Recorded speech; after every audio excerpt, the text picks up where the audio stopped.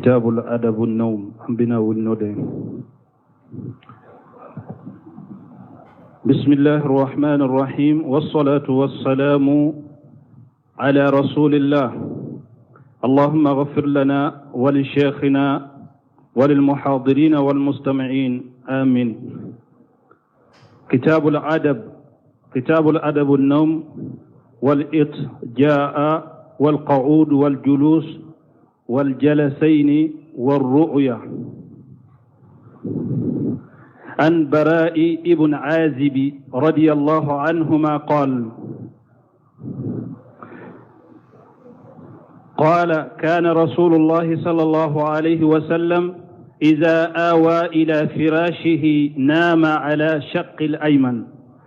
ثم قال اللهم أسلمت نفسي إليك ووجهت وجهي إليك وفوضت أمري إليك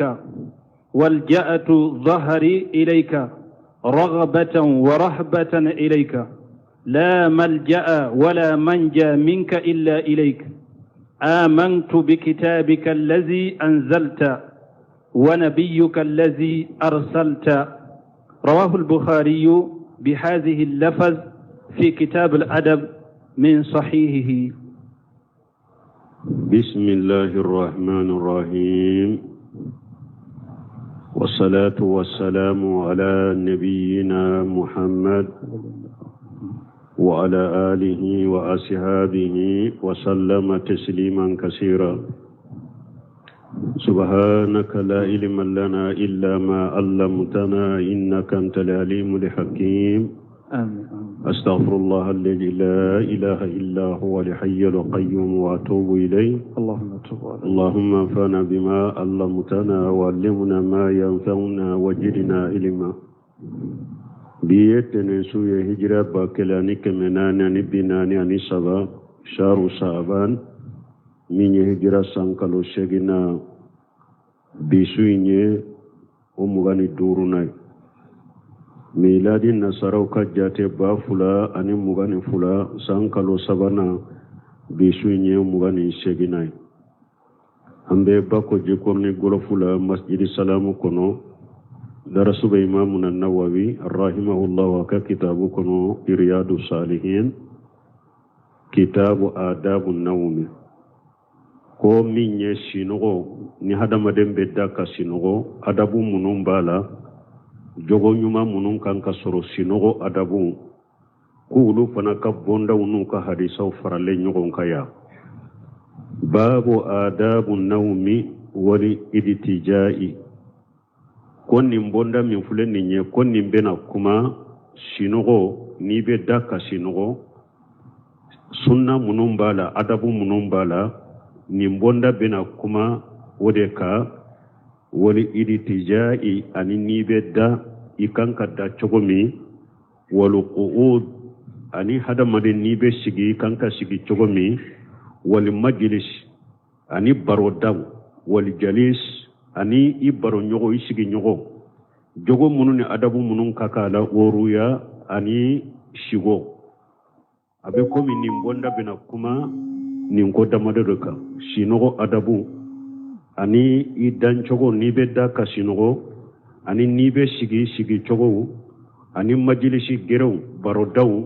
ani ka baro nyogo isigi nyogo adabu munun kaka nununa ani minyo sigoy onni bonda bina kuma nunu deka. وأن البراء بن عازب رضي الله عنهما قال كان رسول الله صلى الله عليه وسلم سنن كسي حديثا مفولو أغدى المؤلف رحمه الله في رياض الصالحين كتابا في آداب النوم والجلوس والجليس من كتاب تجيه إمامنا النووي أي بوندا دلا بوندا من بكما سينغو تشوكا أني سيجليس تشوكو أني سيجنيغون تشوكو أدابو وغير ذلك مما يحتاج إليه الإنسان في حياته. أني نونو نانيغونو هذا مدن بحتاج كومونو نيكانيانا ما يكونو. وهذا يدل على أن هذا الكتاب كتاب شامل عام. نينيت دلولايرانا konin kitabu min fuleni nye kitabu do kitabu min Allah bolendo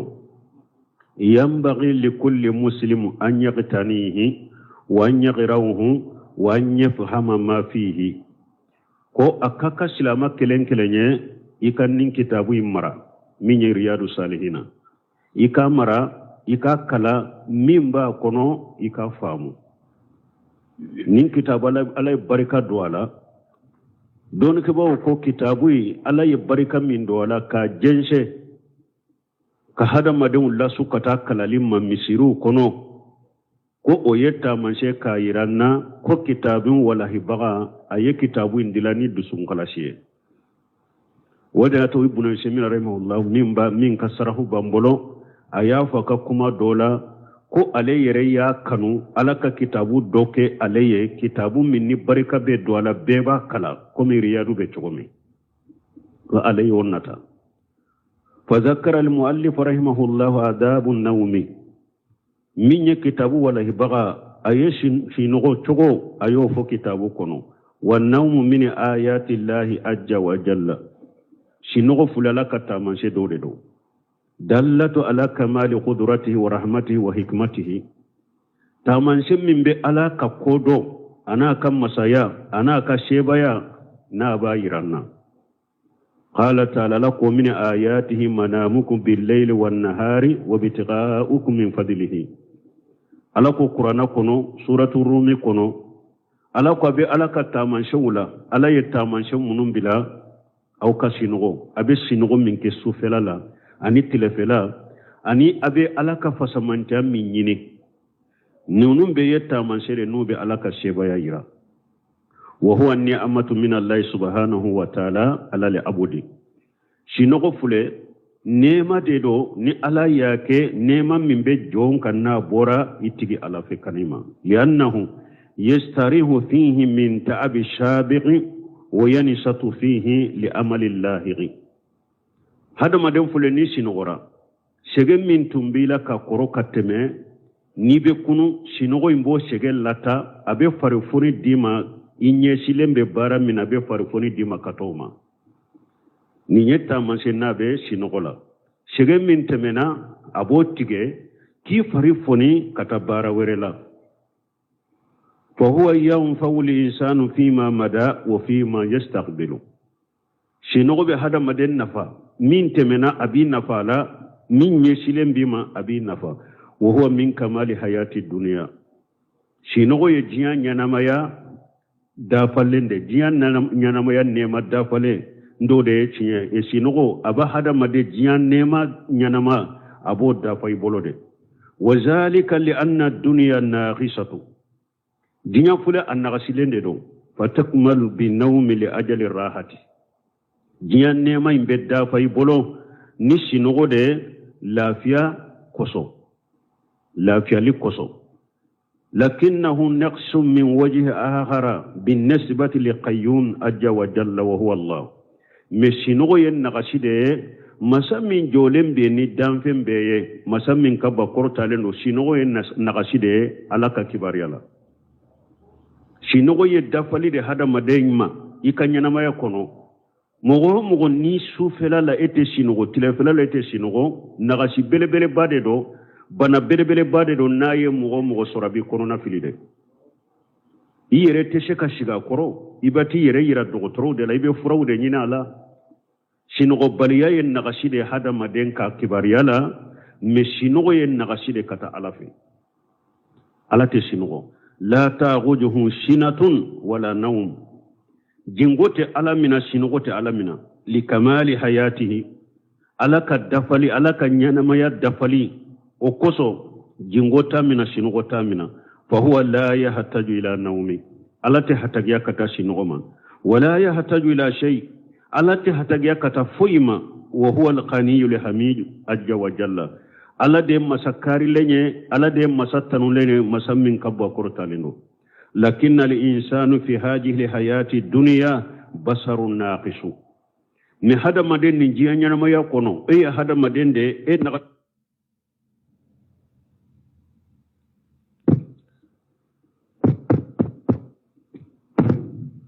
adam den ni nyana ma yakono en na silende do yahtaju ila takmil fa min zalika an-nawm hada madembe hatagiya kata dafalima ودوية مني شنو بقولودلا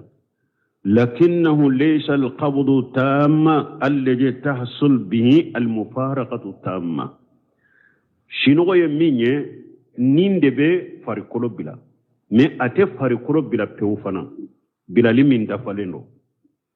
لكنه ولذلك تزيد الإنسان حيا ميتا في الحقيقة لا يحس بما عنده ode ko so hada madem fule aba nyala ba nyana mado afatulendo aba nyala wa fatulendo tanke nasin otodo asarao tengo fembe ke akre fata kalama ni mo sinogora sinogo dura ni mbeke mo krefe ata kalama ni mbe fo atame abo chuko kelendo ne hada madem fana sara fana obo chuko kelendela me ko fula inte kelenye ni hada madem sinogora ni hada maden sara nimbeke akura todo la yasma'u qawla ate kuma faname wala yawsuru shakhsa ate mogoye wala yasmu raihati ate kasa soro annun kono hada maden nyana mado asinu goraw ube asara de nimbeke akrefe ata bo kalama ate femme ate fenye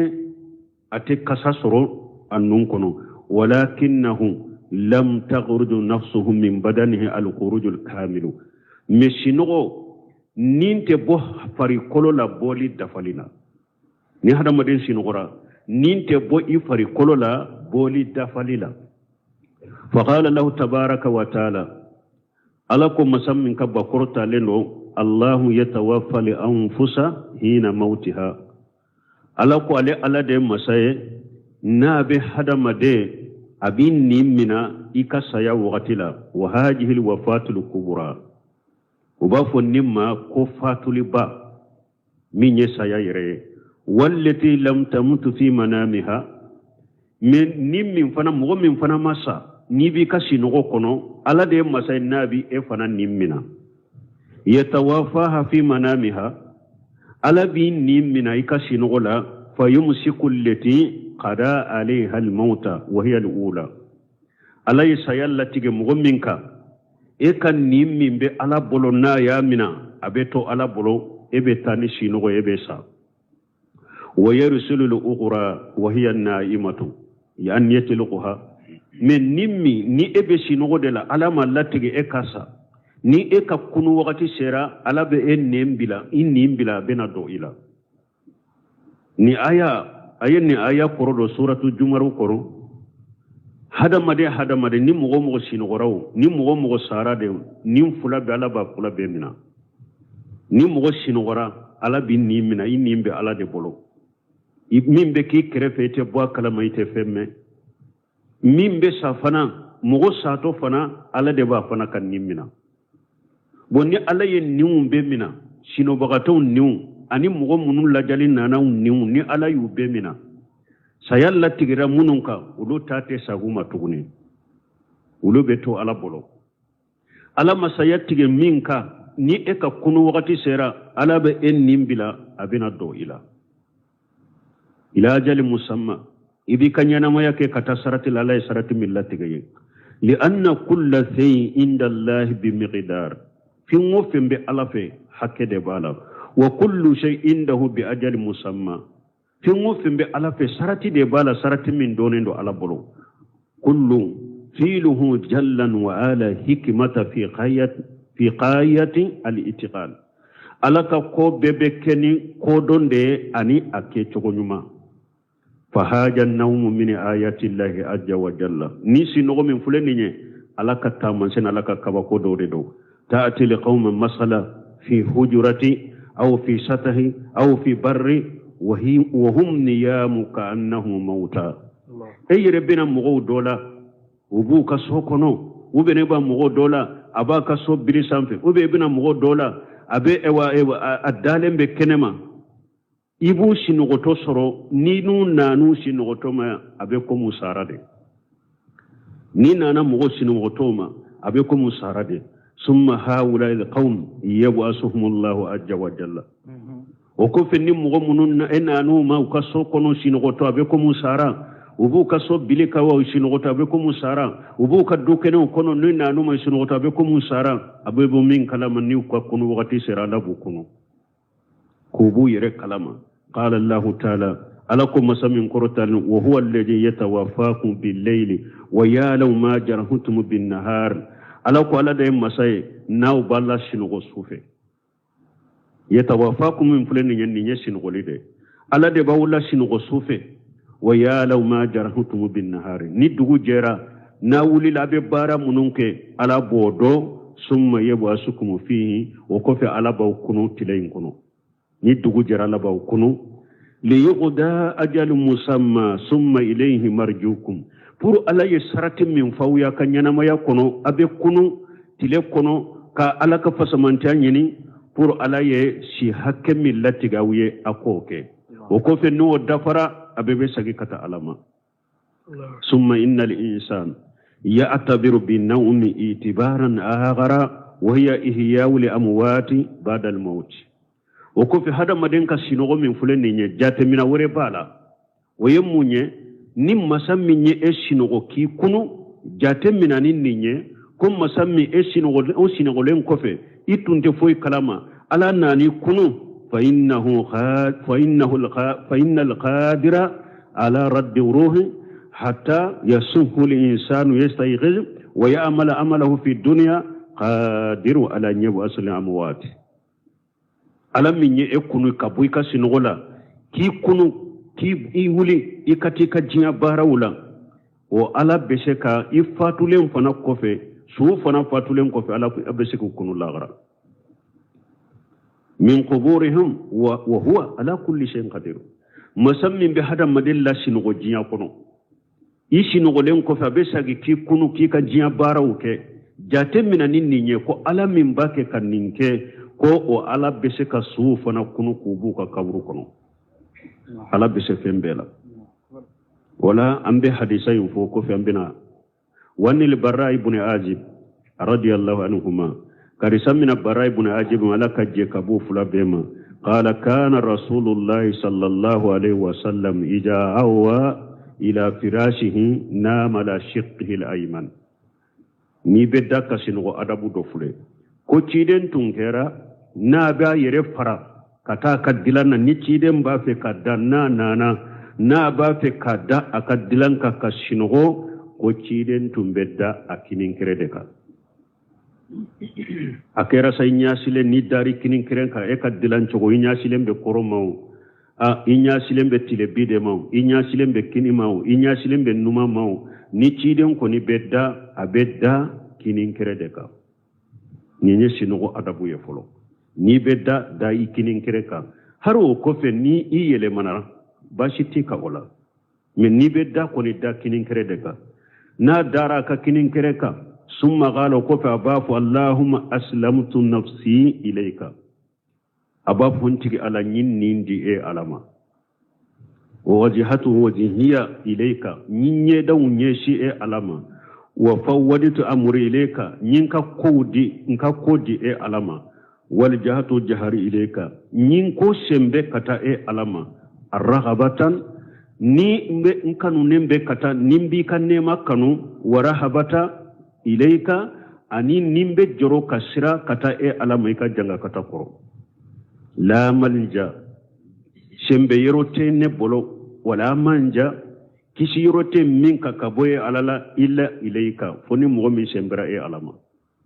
sembe yerote mo bolo kaboye alama kisi yoro site mo bolo kaboye arama foni mo min sembra e ala yerema foni e ala yereye mo min kisi mana ni alama mo min kisi ni e koy ba boli kata sembe yoro la fo aki kisi ala kaminalima kisi babewa yala ni mo min ko ala ko abi mina ni mo min ko nebe boli kata karasa fe puro kun kisi ala kaminalima kisi babe min be sigi kisi kabala kaminalima wa cide nyo ode ko sembe yorote kisi yorote kaboye alama foni mo min sembra kate ala yerema foni mo min ni ala yere mo min kisi amantu bi kitabika awalli manani ka kitabuye allazi anzalita kitabum mi niya ajigi والنبي كالذي أرسلت لي مناني إكان نبي نما فناي نبي نما مي نياتي ني حديث بوغاري حديث يمبو بهذا اللفظ في كتاب الأدب من صحيحه أكب بوغاري كونو بوندا منا كو كتاب الأدب أيني حديث يمفوي حديث أين نفهم من دام ومن آداب النوم أن ينام الإنسان على الثق الأيمن أي أدب من دام نهدا مدين باشنغو إش إدا يكنين كركا لأن هذا فعل النبي صلى الله عليه وسلم وأمره parce que ñinde ciide ñere ka baaraye aka ñamari kando fana ni be da kadda ikinin kere ka ciide ñere ka baara do tumbode ke awaye ñamarali ke no ode fana fal bara'u bin azib radiyallahu anhu arwa anna an-nabiy sallallahu alaihi wasallam kana yadtazi ala siqihi al-ayman bara ibn azib ya mafulanye ka fuanye ko ciiden tumbedda akinin kere ka والنبي صلى الله عليه وسلم أمر البراء بن عازب أن ينام على شقه الأيمن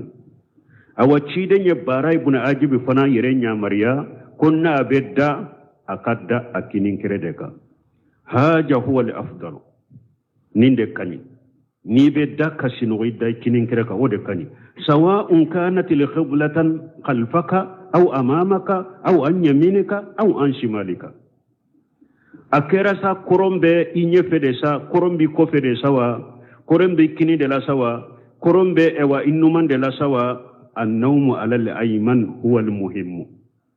li amri nabi sallallahu alaihi wasallam ikoni ka sinogo kadaka sinogo kinin kereka la nyini yode doro mana ibn simi rahimahullah kasrahu kono aleka kuma bayirare ka fofun kanye shi koronde man nimbe da ko otede la nyini ye minye ekada ikinin kereka akera sa koro inye silemba mawa akera sa korombi kofede wa akera sa korombi kini de la akera sa korombi numande la wa ni koni be dadro ikada kinin kereka badu nas aatada an yanam wala dhanbi li ashar akum go doya ku yere mallada ni ulu bedda numan keredeka wala unama al ayman rubbama la yatihi nawm hari ni ale dara aka kinin kere ka kacha shinogo tenama asi mugo don una delila nu ulu ubedda unuman kere deka munu nyinnin delila uya ku yere malladai akacha nu ulu dara ukinin kere ka uteshinogo jonna lakin alayhi an yu'awwida nafsahu li anna al masailati laysat bil amr al hayyin mi akulla nyini nintigla mugo ki dai kinin kere ka shinogo irena la degede kafunne ni numan kere dali delela nindaran kinin kere kante shinogo ako ayide ire ni kada ikinin kere ka hari nini numan kere dali delela o boyirela iki ire degi ni bedda ikada kinin kere ka ako pasige kointe ko deniye kointe ko deniye de sabatat min fi'li rasulullah sallallahu alaihi wasallam wa amrihi kun sabatira ni cide nyere ka kewale ana kanya maruka fa anta ijani mutalali jambil ayman tash'aru bi annaka mutabi li rasulillah sallallahu alaihi wasallam haythu kana yanamu ala jambil ayman mugofule ni dara ikinin kereka ishin goto iddato dara ikinin kereka abena ikono abena hakrila ka fo nye cide la dege ntugura cide ko abena hakrila kon tugura ciden ko parce que ciden dara kinin krede ka ntugura ko o mu mutasila li amrihi haythu amara bihi alayhi salatu wassalam abena hakrila fona konye ciden kan nyamar kando ke ciden nyamra ni minye nyaake fa awidi nafsaka wajahidaha ala zalika yawma aw yawmayn aw usbu'an حتى تستطيع النوم وأنت متمثل لسنة النبي صلى الله عليه وسلم أكو إيرنين لا دغد إيرد دغنينا إكي يرد جهروكا كي يرد كله أكا تلفلا دوغو كون كله ني تورا كان نينكه إكاتو كان نينكه كي يرد دلالا فو إيرد كاشيا مسا كاتشيدن كان يامر كامباتو ني هذا مدين يرد دغين نونونا نينفورا منني مين دليلا kaddan numan kereka kana toka de iyere ni kinin kere dali la dege ni tora ka iya ke don fula ube iya ke dogukun kele akacha ala fo laba o fana laban bena ki jogola ibe ke mogo ye mogo munu nye ciden ka nyamar kan bato wa min sunani aida ijata yasara anta da yaddaka yumuna tahata qaddika li ayman o amma adabu folo fo kadda kinin kere kan ni folo akaka fana sunna do na no yaray bolon minye ewa itege fara kinin tege fara iko fana do ikinin kere ikinin tama ikake akoro idalo fana hadisa bina nyefe antaru yala dirsu bina sama hadisa bina nyefe o fana sunna ni fana no yarima ni dara kinin kere ka minye ikinin tege fara iko fana da ki ewa ikinin tama ko daka لأن هذا ثبت من فعل الرسول عليه الصلاة والسلام فسكن نفنا ثبتها تيدن ككواللا فإن تيسر لك ذلك فهو جيد وأفضل نين نفنا نغيرما أكني كسبة وإن لم يتيسر فليس هو بالتأكيد كمثل النوم على الجنب الأيمن نو أما نغيا أما أجليا لنتيكا كمي كدا أما جليا وما فوق الجليا هذا مدينك كمي كدا إكنين كره كتابة چوكمي مانا عليك جليا لنتيكا كمي كنين كره دالي بچوكمي نيشيرا كاليك كتغي فرادو إكنين تمان كورو الحمد لله وكاني نيما شكو كيري من نيما جليا إكا كمي دالي كنين كره كچوكو ومن ذلك أيضا أبي أدبولا فنشينوغو أدبولا أن تقول هذا الذكر الذي قاله النبي صلى الله عليه وسلم وأمر به إكان ننجكر فنفو ننجكر مي نيشيدي نريها فو أشينوغوتو أين يامر لك نايه فنا جكر جمع اللهم أسلمت وجهي اللهم أسلمت نفسي إليك ووجهت وجهي إليك وفوضت أمري إليك والجأت جهري إليك رغبة ورهبة إليك لا ملجأ ولا منجا منك إلا إليك آمنت بكتابك الذي أنزلت وبنبيك الذي أرسلت أي نين دعو موكا كاي كان نين دروشي أكا سبي أكا دروشي نيبه داكا شنغو إكا نين دعو فنافو أو أنا نشوف دولا وجل حاجة آخر ما تقول يعني بعد الأذكار الأخرى نين دعو من فلان نيه إبن نين دكيكا دعو لبانيه إداتو إكا كم لبان كاكينيه دعو يادو دعو ورو بيو منون كان كفو إيشي نقطو إبو بيد فلو نو يولو بفوده نين دبكي إكا كم لبانيه إداتو كدعو بيداتو ناي parce que do wérew be allahumma bika wada'atu jambi wa bika arifawhu ini amsakita nafsi faghfir laha warhamha wa in arsaltaha fahfazha bima tahfaz bihi ibaduka salihin وما سبح ذلك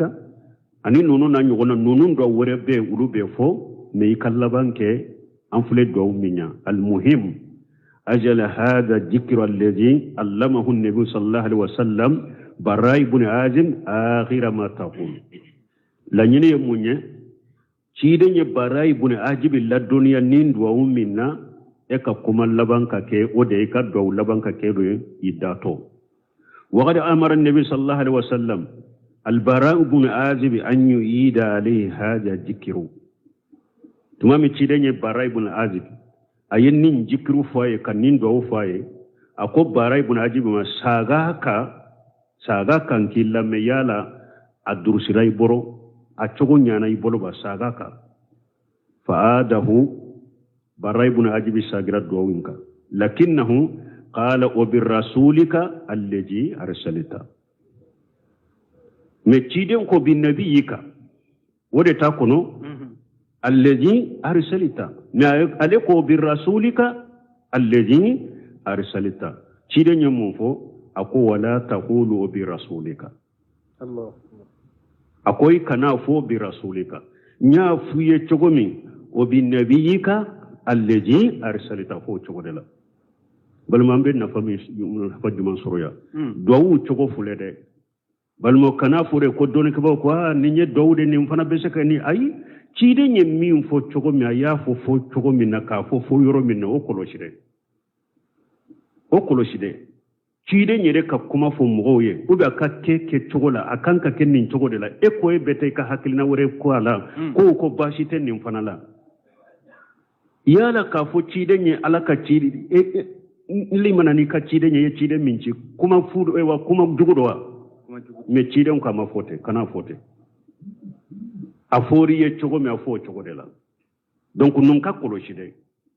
parce que am be jonnun ko sugu fana la ha kon nin ko mi so ye ni nin fo cogo ay kuma min na cogo mi ciide nya fo cogo mi o cogo de nya nyini ka kuma in fo cogo la aye min ke yoro min na ka ke cogo min na o de nyini ka ke o ko cogo la ka ke o ke yoro la mo go ka kuma te min ay koy e ma ni ala ko qur'ana kono fa badala alladhina jalamu qawla khayra alladhi qila lahum tuman bani saran ka ala ko nu be do baitul maqdis wa qulu hitatu ukajjunbu ya fa kuma ufo wadkhulul baba sujada nu be doni ewa dugu inda fana uku yire majigi sujudu to kado ulu be do uteninge sura go barade ka kado oko alhinin tatu fi sha'irati kunyo kishe nabe nyo tinsan kono ala ko fa badala alladhina jalamu qawlan khayra alladhi qila lahum ala ko mogo ye falalike mogo munu ye tonyalike la uye kuma min foru uye uya falika ke kuma wore mogo min be kuma fale wode te ke wale fale ya awa nunun ka koloshire ala yere kala gosili min nunun ka qur'ana aya kono jikiru min foriye chogomi duawu min foriye chogomi afora koy ka ka o chogomi o chogode nya nyini ko do ka ke o chogola alay mogo la gosini nade munum be ewa kuma fo chogo yelema alay kuma min fuye ki ka fo chogomi etaro yelema chide nye kuma min fo chogomi ka do min fo chogomi etaro yelema ebo o jate fana ko jugu toye ko duawu de do chide fule ka fo ni maya ni hadisa irwaila barai ibn ajibi ko bi rasulika alladhi arsalta ko ay la taqulu bi rasulika alladhi arsalta ako kana fote wa qad amara an-nabi sallallahu alaihi wasallam qala ahli al-ilm ibn shamin ko don ke bawo ko wa zalika li anna ar-rasul yutlaqu ala rasul al-basar wa rasul al-malaki jibril munakiden ko ka fo bi nabi kalladhi arsalta ako pasi ni ko bi rasulika alladhi arsalta abeshika ke hadamaden cidenye abeshika ke maliki cidenye nan ko do ko no bi rasulika alladhi arsalta la nyini beshika ke jibrila yo cidentea la nyini beshika ke jibrila yo la nyini beshika ke cidenye parce que hadamaden cidembe maliki cidembe kama qala ta'ala innahu la qawlu rasulin karim ju quwwati inda jil arsil makini nincide ala kambo joma jibrila innahu ala ko qur'ana fule la qawlu rasulin karim ako cide belebele bado de kakuma do ji quwwati cide minye fanga tigiye inda jil arsil makini na bellari sitigi ala yerefe sankabala la risim minna kagri nincide nye jonyo sisa jibrila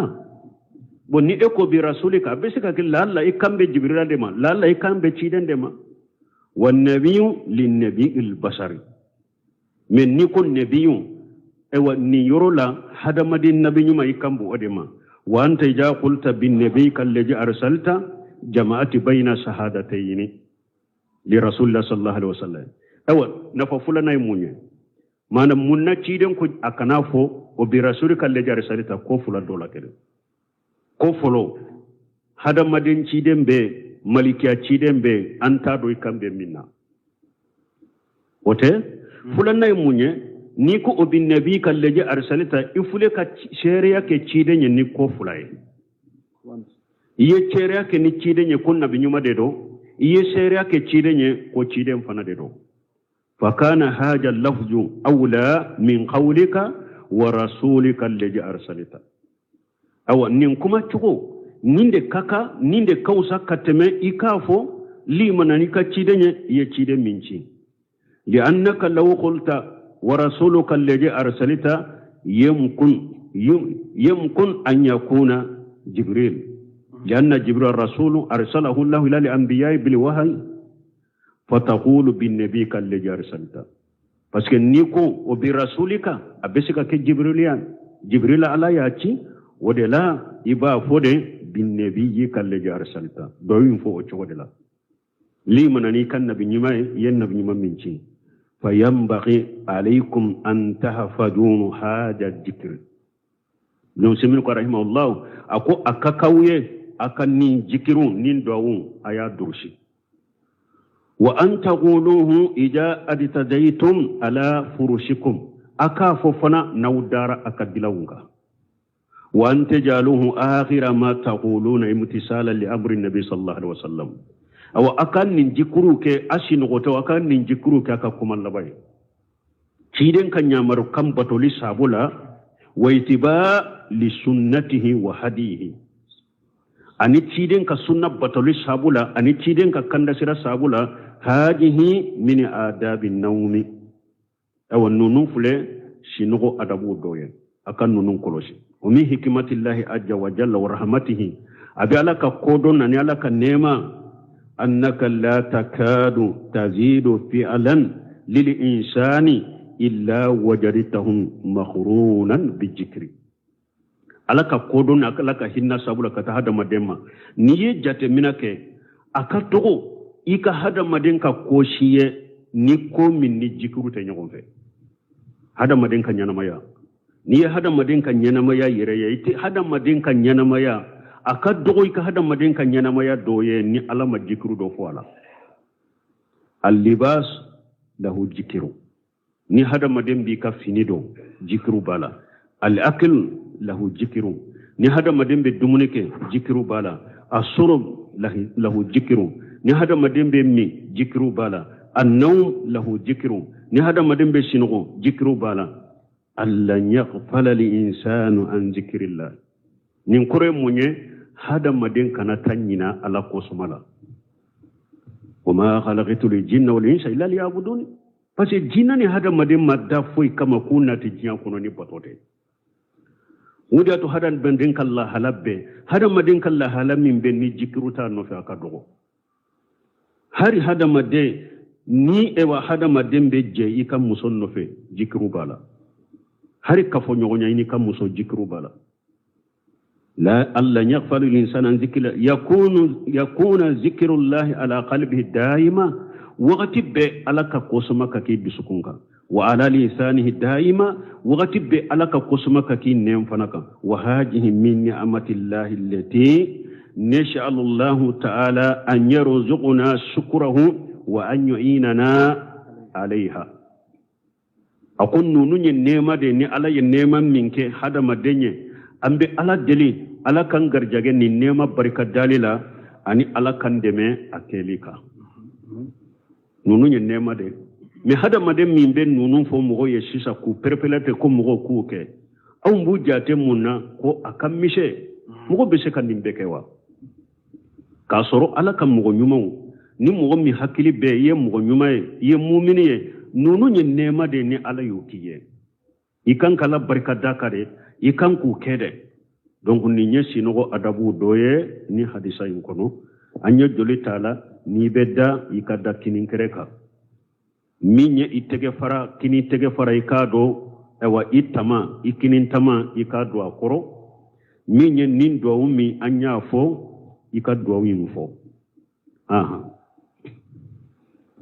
وعنه رضي الله عنه قال لي رسول الله صلى الله عليه وسلم إذا أتيت مضاجعك فتوضع وضوءك للصلاة ثم اضطجع على الشق الأيمن وقل وذكر نهوه وفيه واجعلهن آخر ما تقول متفق عليه وأنه قد سمنا براي بن عاجب رضي الله عنه كان ألك جيكبواما قال لي رسول الله صلى الله عليه وسلم ko alaka ciden ko alema ija ataitan madi ja'aka akun ni bena idda yoro lakana idda fatawadda wudu'aka lisalati salli jita komi ni be salli ibe salli jita chokomi hadisa following ale de ya lakali mi hadisa following ako chide nyere de tumbedda akinin kere kana bedda chide nyere de tumbeddo nunu fo na dara wote hadisa following wa hadisa fulan na chide nyale yere de nyamarya irwaye fulan na chide nye barayi yere de nyamarya ni bena da ikadilana ibeni kadayro la wakati mi ba fe kana dayro mina salliji da falenda ni irwaye mun faraka sisa irwaye foloka salliji ni irwaye salliji faraka sinugo adabudo ni ba fe kanika dayro mina kana daka sinugo sallijita nimfane sinugo ka adabudo summa aditaziya ala shiqika al ayman ni sallijita o kofe ikadda ikininkireka wa qul ikafo wa zakara nahawahu du'u munun temena ayulu nyugona foy ko ika ulufo wa fihi ni irwaye na binni irwaye inkono wa ajaluhunna akhira ma taqul nin du'u nunu ibe du'u fo isinogoto ikan nin du'u de ko labanya ambora du'u minna yebode ke ka sinogoto du'u be labanya ika sinogo oka donc ni irwaye jiada minnati saba folo chide nyere ye minke ni nye kada ikinin kereka ani ka nindo fo asabatira chide nyere ka kewalela iriwaye fulana ya iranna fana asabatira chide ka nyamarikana kada ikinin kereka chide nye nyamarike naye ka nindo fo ni dara chide nye nyamarike naye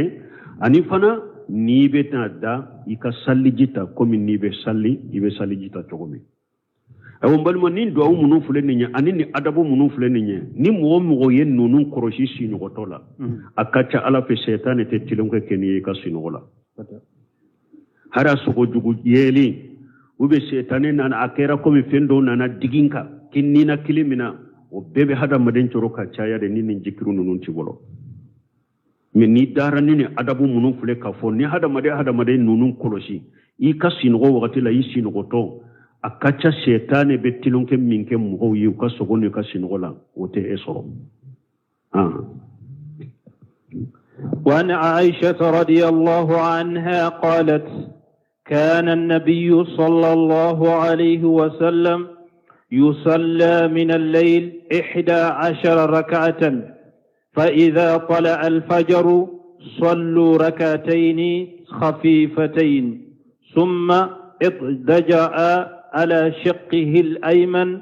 حتى يجيء المؤذن فيؤذنه متفق عليه.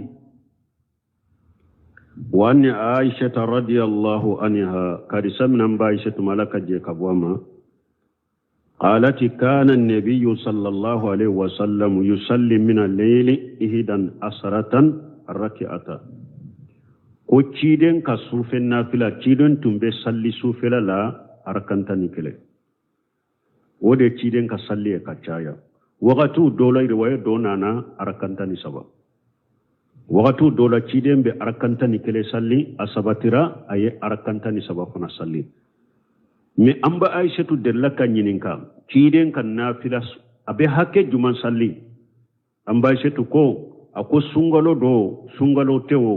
ciden ka sofen na fulai arakanta ni kele de me ciden ka arakanta ni kele min fule ni nye ana an ka tarawihu lambarakata ni kele munu salli ko kele unte de ciden ka arakanta ni kele min fule tumbu janyare fo seun be funu ka pere wakati dola dole janyali bolo Abdullah ibn Mas'ud della ka salli nofe aye bagara kala ka fori kan nisai kala ka fori kali murana kala ka fori ajole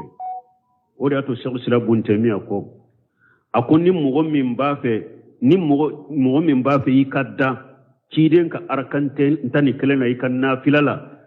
anyuma aye arakanta ni kelen salli chogome e fona karakanta ni kelen sallo chogola ka joli janya mais ni ba fe ka fana kika arakan hakke chaya ibe se ka dobo kalam fana janyalima bonteme ninde fo salli chogoina ni ba fe ka arakan chaman salli ibe dobo janyama arakaw janyama ka do fara salli ka do fara arakaw hakke ka mais ni ba fe ka da ciden ka araka hakke na joli fana janya munum ba fo ko sungalo koy kanat teme arakantani keleka ko ciden madere ka teme arakantani keleka ane ale arakantani kele sallo ya banne ya bolon e ka arakantani kele be ba militi muga hakela ciden nya ko chogodela ni koy be ciden la dege ay arakantani kele salli chogo ma sallo chogola ke ika ke ka janya ke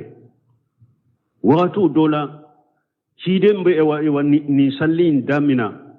su tilance fokata fajiri wakatu dola ni ciden ye ci salli damina su kumfolo de la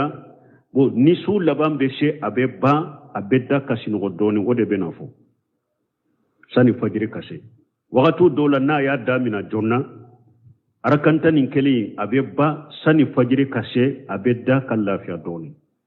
wakatu do fana na ma damina jonna na abe ba ani fajiri wakati de bena be sallallahu alaihi wasallam ako ciden tumbar kanta ni kele de salli sufe fa ya talal fajru salla arakataini khafifataini bo ni fajiri kene cirasa ni fajiri sera ciden be arakan fula salli ku noya uba fu nunu fana de arakatal fajr arakan fula abu salli ku noya summa aditaja ala thiqihi al-ayman o ko fe ciden be da akinin kireka hatta yaji'a al-mu'azzinu fayuwajjinahu fo salli wala bena kacire la dunya ka fo wakati serare bilali ciden tumbeto akaso kono de bro semu yerebenu fo ni hadisan na fawla ni wakati yalla she ama an bai su to ka hadisan min fulen ni nyala ka je ka ba le yan kibariya ko ciden tumbarakanta ni kele salli sufe wa haja aksaru ma yusalla ni nyade ciden be min salli kacaya sufelala abe min ka kacaya wayetani kelede sino ciden salli imma ihdan asara wa imma salasatu asara imma ciden natani kele salli ko be tani saba wa ghariyan qas an zalika hasba ma takunu haluhu alayhi salatu wassalam min nasati wa adam min nasati akwa besika pendo na hakedo abesika ni yeren nakashi ciden kala halak sula wakati minni fari fonine no ni wakati minni fari fonite do besika nakashala abesika ke abo salli summa kana idha tala al-fajr salla rak'atayn khafifatan wa huma sunnatul fajr wa ko fe ciden tunkera na yenne arkantani kele na ya salli aya sor fajr kine cira fajr shera abe fajr arkan fula salli arkatal fajr abu salli kun noya fa inna sunnatan an yuqaffifahuma arkatal fajr fana fule ale fana ni nafilaw to bora nyogon koro yoro dola afolo yemunye arakatal fajr be noya de wulute janya ni mo ya barakatal fajr salli ku janya ube janya bolon ate arakatal fajr salli chogo sunna atado amba aishatu ko ako cide abe arakatal fajr arakan fula salli waqtu dola tanken telman ka bu noya ku surunya fo ale ba fo yala cide nya fatiha kala ka fori yere folwa telman ka tumbu surunya bon ni riwaya na chogo do da hari majabi do tarafe ko arakatal fajr ko fatiha doronde be kala ko parce que ko amba se tumba fo ko ale tumba fo ko cide mbu surunya fo ale ba fo esika fatiha yere dafara bo ko amba ifsatu sikra fatiha dafali la yoromi ko yala sura daro kawa o ko so do ba fo ko arakatal fajr ko fatiha doronde bo kala ubatan ni yoroni de la min ninte kuma sababu mai mun ko so parce que arakatal fajr sabatira fana sunna kono munun tumbe kala fatiha ko fe bon ni nya arakatal fajr sunna foloye munye ani nafila utobo nyogon koro oye munye ale ben no yade ate janya afulana nafila utofule ni ale ni wotirite nafila uto ewa ni be tamala ubebi mi arakatal fajiri tebbi ibe tamalaw ite tamala len wotri ulu tebbi ani ka sufe nafla bon ninye aka sunna do munye fa yaqra'u fil ula qul ya ayyuhal kafiruna wa fi shaniya qul huwa Allahu ahad arakatal fajiri asunna fulana minye ani naflaw tobo nyogon koro arakan folo niye fatiha kala qul ya ayyuhal kafirun ibo daka arakan folo wo ni nyaayira majabu munum baka ko fatiha dorombe kala o kuma sabati lente sunna be hadisa sahlembe arakan folo fatiha ko fe qul ya ayyuhal kafirun kala arakan fulana fatiha ko fe qul huwallahu ahad ibo kala aw fil ula hadisa warela arakan folo fatiha ko fe قولوا آمنا بالله وما أنزل إلينا وما أنزل إلى إبراهيم وإسماعيل وإسحاق ويعقوب والأسباط وما أوتي موسى وعيسى وما أوتي النبيون من ربهم لا نفرق بين أحد منهم ونحن له مسلمون في سورة البقرة آية بسورة البقرة دي حديث سهل ورب فاتحة كفي أركة الفجر فاتحة أركم فلو فاتحة كفي ni aya min be suratul baqara kono ibo kala ka faraka wa fi saniya arakan fulanna qul ya ahlal kitabi ta'alu ila kalimati sawa'i bainana wa bainakum kata aya laba fi ali imran ibo faraka arakan fulanna donc arakatal fajri be sallini nununde ne har ni nununte ni yoro werta qur'ana la bashita la de mi asunna ika sallini nununde sen dola ibu sallini ni sen dola ibu sallini ni wali hasilu annahu yuqaffifuhuma ruku'an wa sujudan wa qiyama wa qu'uda la nyini munye arakatal fajri ibu surunya de ujoli surunya urukun surunya usujuru surunya lakin bi sarati alla yaqilla bi 80 mi sarati 80 infana kana boyde kaka Allah akbar uruku fana te dafa 80 teke urukula 80 teke itidalwa 80 teke sujuru fana te de li'annahu law aqalla bi 80 la fasadat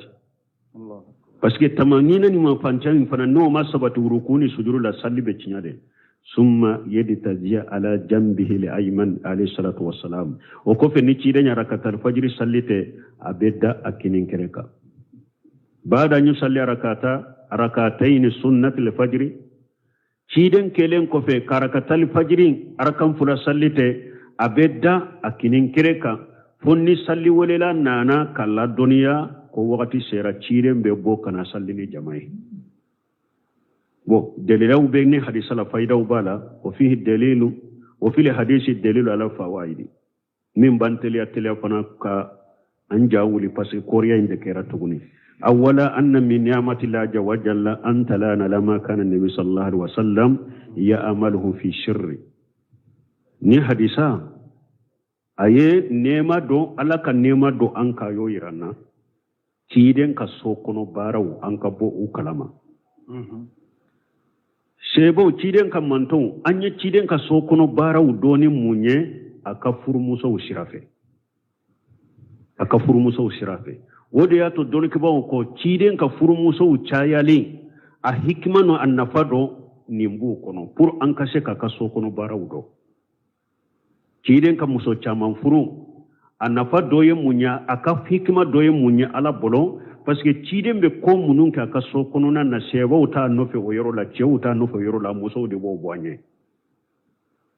wode to cide sallallahu alaihi wasallam fa innahum mata an tis'in niswa ciden fatura ka muso kononte de to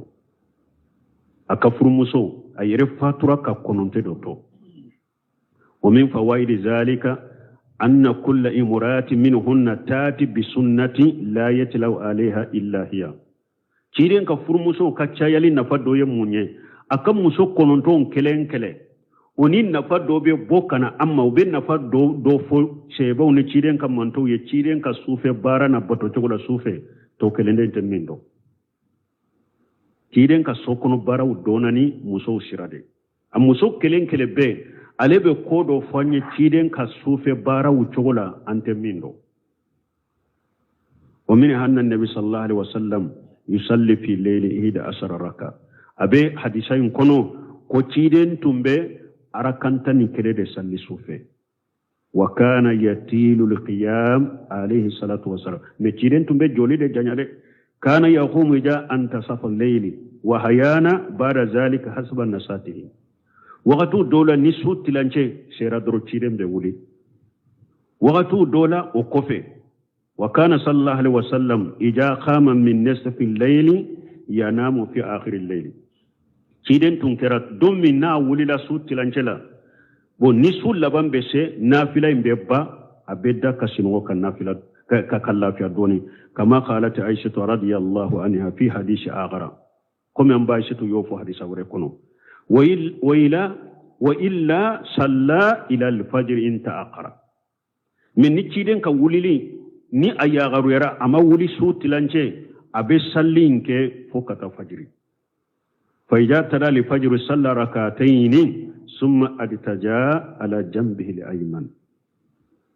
na yi fajri rakatal fajr sallabe da akinin kireka wa fihi dalilu ala annahu yasunnu takhfif rakatal fajr dalaben ninna kum min rakatal fajr kube ulu surnyade وفيها أن الأفضل للإمام ألا يحضر إلى المسجد إلا عند الإقامة أبي حديثين كنو جاء سنة المامي ني إيكا سوني مسيري كسرو إيكا نانا مسيري كنو أبرا فوني سالي جو وقت دي سيرا المامي جو إيكا سوني مسيري كسرو الماني من كان مسيري لكوي بنا سيكا وقت ما كنو إيكا كتوي كام سودي كنو ني سالي جو وقت سيرا إبنا مسيري لا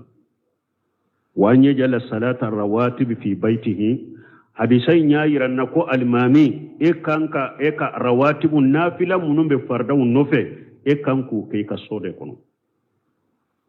إمانكو لوك مسيري كنو كما كان النبي عليه الصلاة والسلام يفعل كم تشيدن تنباكي تشكمي أما الماموم فإنه يتقدم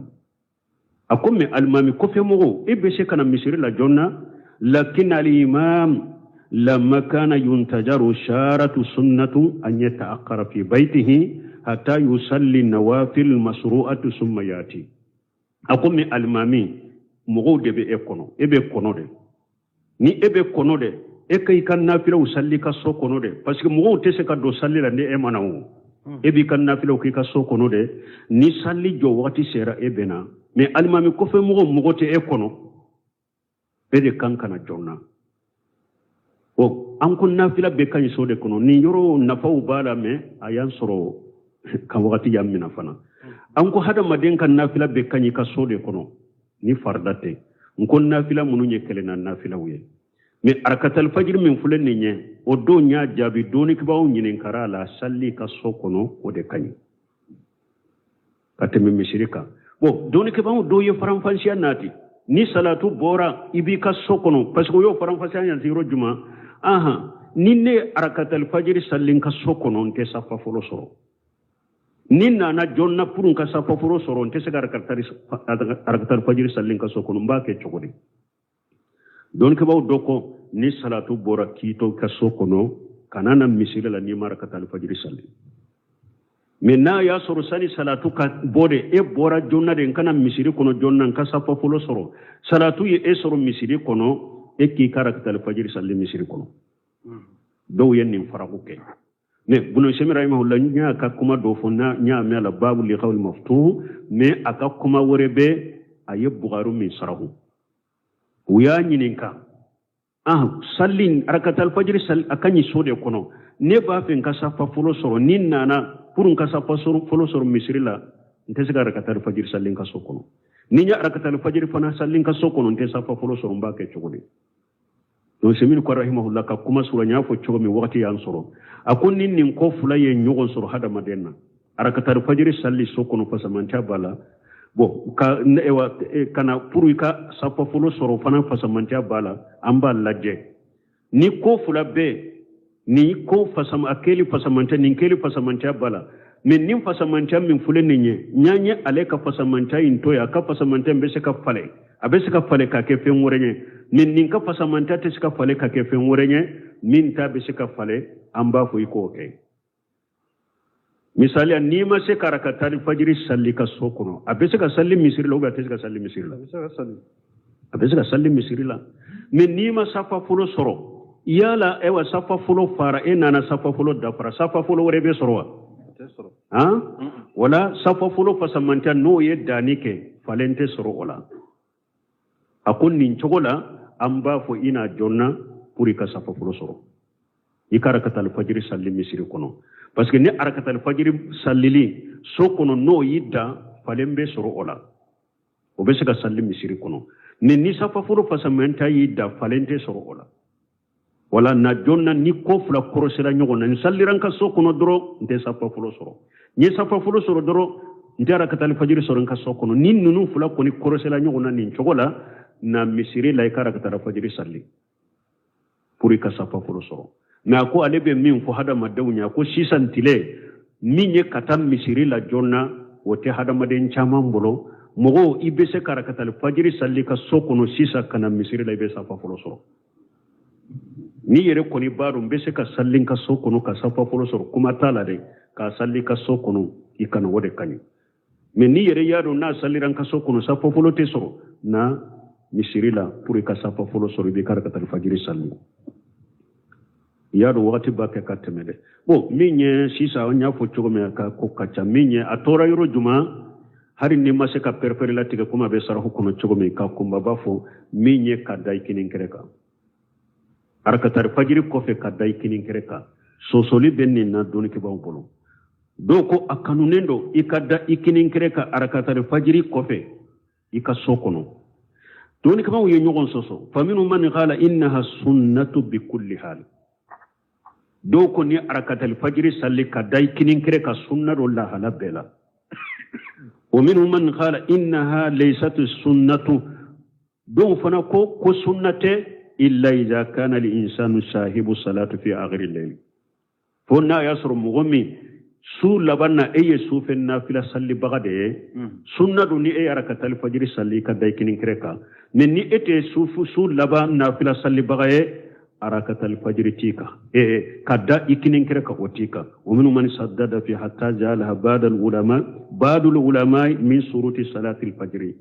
دو فنا يا جليا فور فجر صلي سرتي دو دي أركة الفجر صلي سرتي دو دي إكدا إكنين كريكا نيما دا إكنين كريكا صلي مسا نينكما كوني لا فلندو بني حجامي دبن نينكا جاهريا نينكما يساجو دي me bunu seminu ko ale nin kuma fo doro puru ka do ka yira mugo la doni ke bon be kuma do fo kuma munu nye saju nu te se kamina don ye fajiri salli yere sarati do ke ka dai kinin kreka me kuma sahali nye munya ya shaykhul islam bunte me min fo akoni mugo mi sufen na fila bi bolo ko mi cide nchogo ni arakatal fajiri ni ya salli dai kinin kreka ikal lafiya sani salli kajo mais ni mogo min laadate suufe nafilate e bolo i ka laadate suufe jooliye ni ye arakatal fajiri salli ka day kinin kere ka tika nin de kuma sahallege subhanakallahumma rabbana bihamdika ashhadu an la ilaha illa anta astaghfiruka wa atubu ilayk jazakallahu khair kitabul adab an-nawm ambina wal nodin